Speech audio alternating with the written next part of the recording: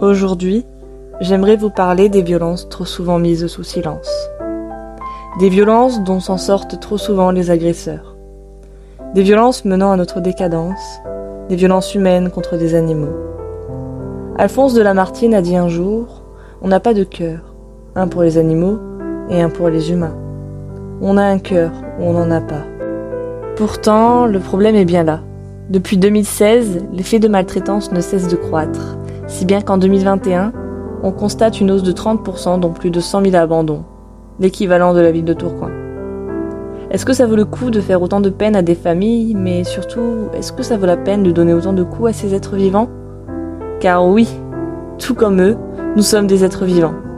J'ai eu beau retourner le problème sous plusieurs aspects, j'en suis arrivée à la même conclusion. Il faut protéger les animaux. Avant toute chose, j'aimerais vous raconter une histoire. Celle d'une petite fille campagnarde et naïve, encore aujourd'hui. Il y a 3 ans, elle a perdu 6 chats, emportés par une épidémie de typhus. À cette période, elle a réalisé que la ville à mort était voisine. Il y a 6 mois, elle a retrouvé un cadavre de chat devant chez elle, massacré par des motos. Il y a 1 mois, elle a pleuré son chat, mort d'une balle dans la tête. Il y a 1 semaine, elle a reçu un appel du vétérinaire. Son chat venait d'être empoisonné. Il fallait le piquer au cœur pour faire cesser ses souffrances. Aujourd'hui, cette petite fille prend la parole pour défendre la cause qu'elle a ignorée pendant des années, car il n'est jamais trop tard pour prendre conscience de la réalité. Pour commencer, j'aimerais rappeler un fait important. Les animaux sont des êtres sensibles, tout comme nous. Ils peuvent ressentir la joie, tout comme la peur. Se souvenir des bons moments, comme des pires. Je précise qu'il s'agit d'un rappel, car certains semblent oublier cet aspect et nous nous sommes longtemps battus pour faire comprendre cette idée. Car le bien-être animal va de pair avec la sensibilité des animaux. Jérémy Bentham, philosophe du XVIIIe siècle, a déjà recentré ce problème avec cette citation. La question n'est pas « peuvent-ils raisonner ?» ni « peuvent-ils parler ?» mais « peuvent-ils souffrir ?» Là, la réponse est évidente. Oui, les animaux peuvent souffrir au même titre que nous. Parlons un peu de la raison humaine. Non, car il est clair qu'un humain qui s'en prend aux animaux est déraisonnable, voire parfois inconscient.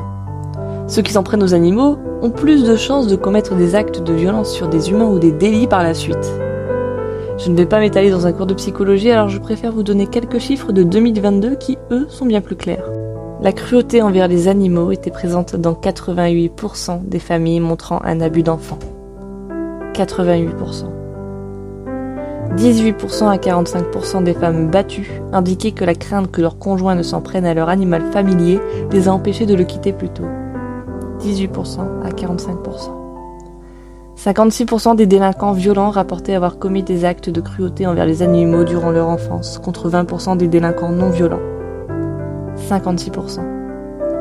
Parmi les violences animales les plus courantes chez les prisonniers, 82,5% frappaient les animaux. 33% leur tiraient une balle dessus.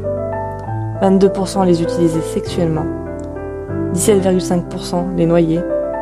Et 17,5% les étranglaient. Aujourd'hui, je vous parle en tant qu'humaine, en tant qu'être vivant. Ne soyons plus de simples spectateurs, devenons des acteurs. Car la haine n'engendre que la haine, que la violence n'engendre que la violence, la maltraitance animale nourrit ce cercle vicieux. Ainsi, il faut agir, et c'est en agissant tous ensemble, en faisant prendre conscience de la situation que les choses évolueront. Car toute action engendre une réaction, alors agissons comme nous le pouvons.